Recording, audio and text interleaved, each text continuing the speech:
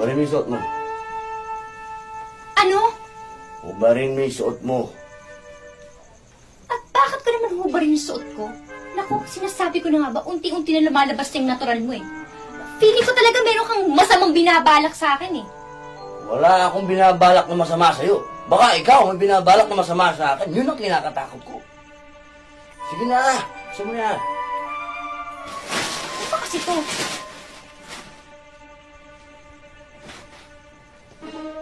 Bestida? Ano nga yan? Sinungkit ko pa yan ah. Ang ganda-ganda niya. Diyan sa loob niyan, meron ng makeup, meron ng lipstick, kung ano-ano pa. Binilihis ako rin sa makeup artist natin. Kailangan mo kasing mag-disguise para di ka makakilala. You read me? Okay? Tama mali? Tama. Oh, sige na. Magubad ka na. Magubad ka na.